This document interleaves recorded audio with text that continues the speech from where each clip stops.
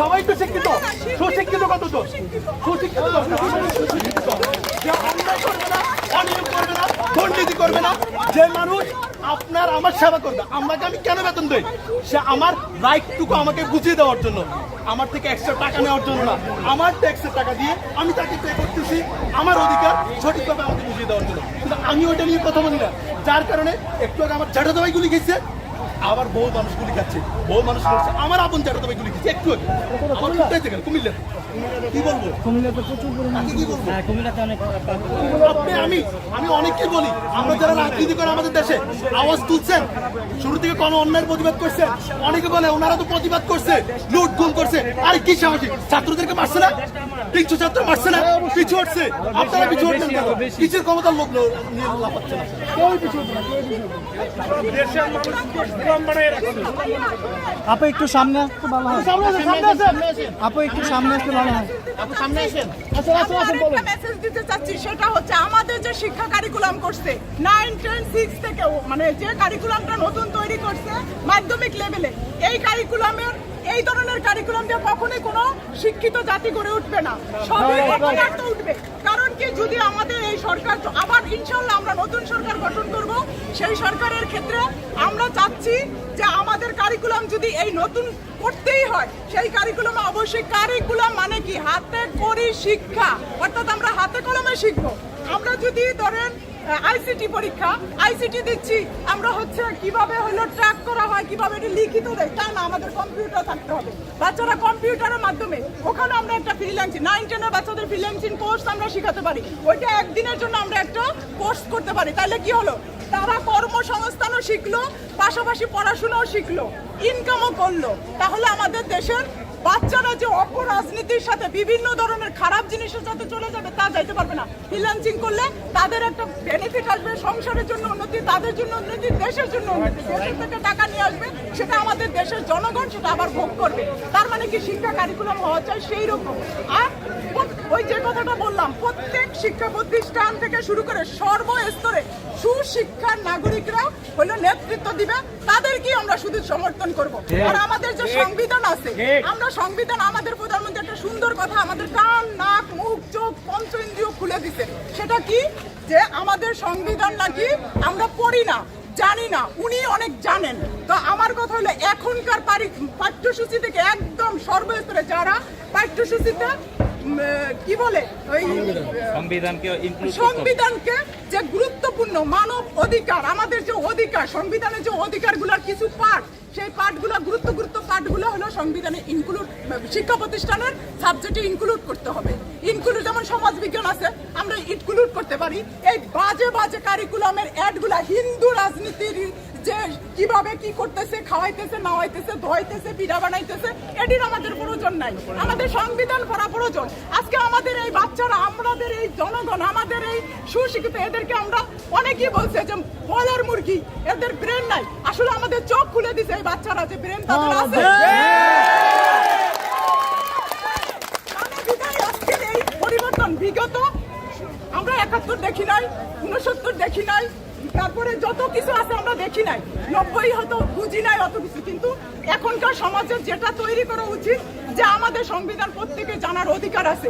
আমরা যেভাবে কুকুরের মতো, মানে একটা বস্তির মতো, কি বলবো, মানে রিফিউজির মতো আমরা যে জনগণ বাস করছি 15-16 বছর, যেভাবে মুখ বন্ধ করে এই অঙ্গভঙ্গি, নিকৃষ্ট ধরনের অঙ্গভঙ্গি দেখে একজন প্রধানমন্ত্রী, সে সুশিক্ষা, সেটাকে অনেক বিশাল বিশাল বিশাল বিশাল ডিগ্রি নিয়ে আসছে, সে সুশিক্ষার অধিকারী না।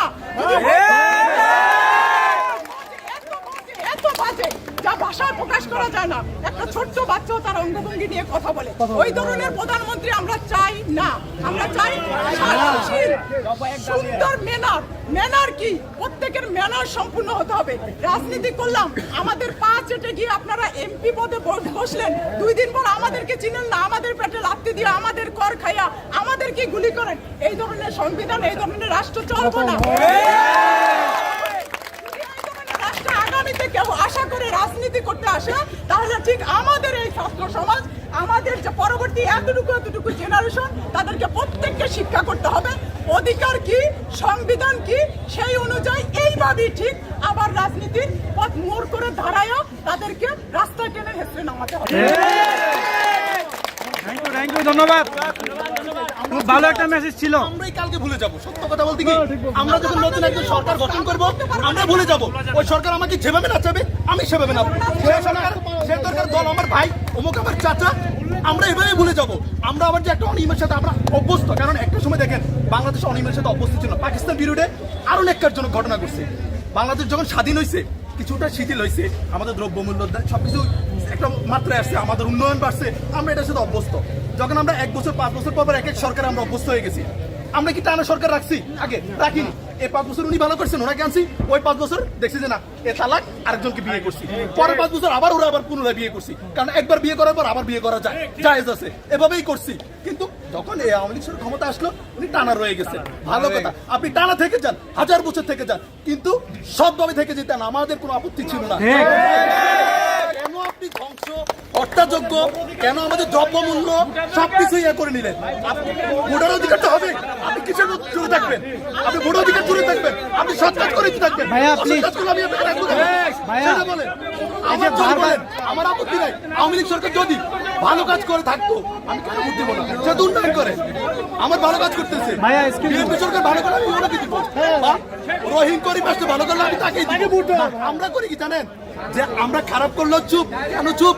আরে আমার তো ঠিক আছে, আমার টাকা তো আসতেছে, আমার ব্যাংক ব্যালেন্স আছে, আমার বিজনেস আছে, আমার চাকরি ঠিক আছে, আমার কি দরকার? ভালো লাগবে না বিদেশ চলে যাবো? তাকে বারবার এই শেখ হাসিনাকে বারবার ক্ষমতায় আনার পিছনে তাদের হাত। চিন্তা করি আমরা, কখনো চিন্তা করি না আমার অধিকার কি, আমার কেন জন্ম হলো বাংলাদেশে, বাংলাদেশ কেন স্বাধীন হলো, এই বাংলাদেশ থেকে আমরা কি চাই, আমাদের মোরালিটি কি, এটা কি আমরা একবার চিন্তা করি? আমরা সবাই চিন্তা করি, আমরা ঘরে ঘুমাই থাকি, চিন্তা করছি জিনিসগুলো ভাবা উচিত। আগামী যিনি নেতৃত্ব আসবে, যে গভর্নমেন্টে আসুক, আমরা চাই তরুণ, আমার দিক থেকে তরুণত্ব। এক দফা এক দাবি, হাসিনা তুই কদি ছাড়, হাসিনা তুই কদি ছাড়, কোথায় কোথায় বাংলা ছাড়, দেশটা কি তোর বাচ্চাদের, কোথায় কোথায় বাংলা ছাড়, 1 2 3 4 শেখ হাসিনা স্বৈরাচার, 1 2 3 4 1 2 3 4 শেখ হাসিনা স্বৈরাচার, 1 2 3 4 শেখ হাসিনা স্বৈরাচার, শেখ হাসিনা স্বৈরাচার,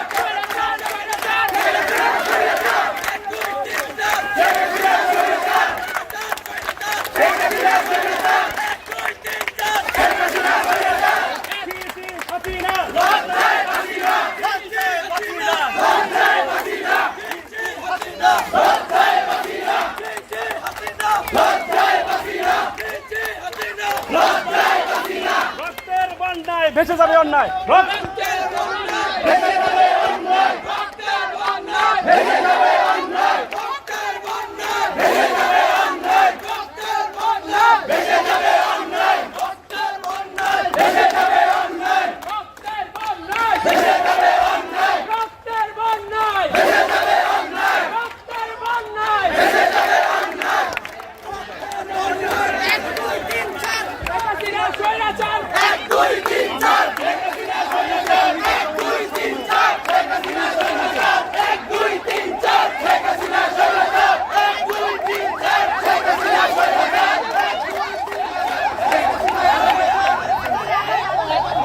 রাজাকার রাজাকার স্বৈরাচার স্বৈরাচার, রাজাকার রাজাকার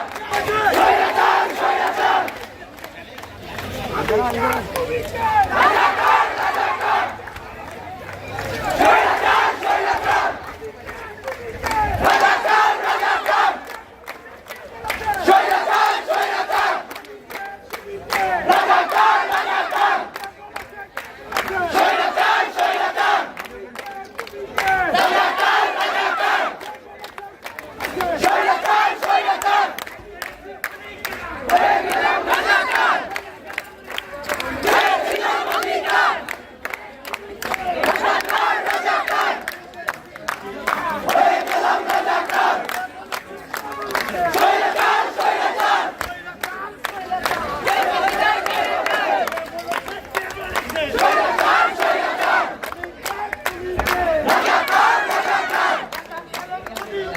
আগুন জ্বালাও একসাথে, স্বৈরাচারের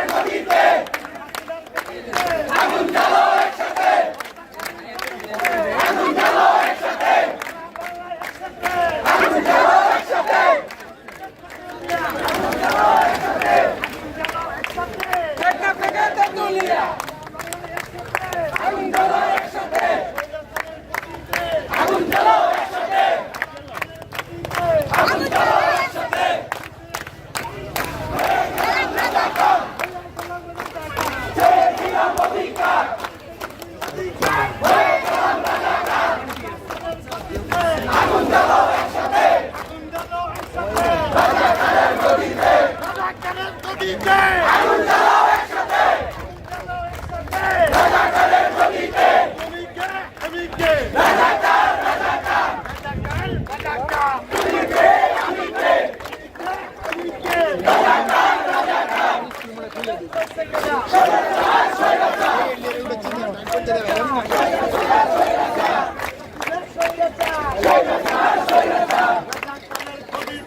আগুন জ্বালাও একসাথে রাজাকারের গদিতে প্রত্যেকের গলা থেকে আগুন জ্বালো একসাথে রাজাকারের গদিতে আগুন জ্বালাও একসাথে রাজাকারের গদিতে আগুন জ্বালাও একসাথে গদিতে আগুন জ্বালাও একসাথে রাজাকারের গদিতে আগুন জ্বালাও একসাথে গরিব পেশার গদিতে আগুন জ্বালাও একসাথে সীমাতে পানিতে আগুন জ্বালাও একসাথে আগুন জ্বালো একসাথে রাজাকারের গদিতে আগুন জ্বালাও একসাথে তুমি কে আমি কে রাজাকার রাজাকার তুমি কে রাজাকার রাজাকার চেয়েছিলাম অধিকার হয়ে গেলাম রাজাকার চেয়েছিলাম অধিকার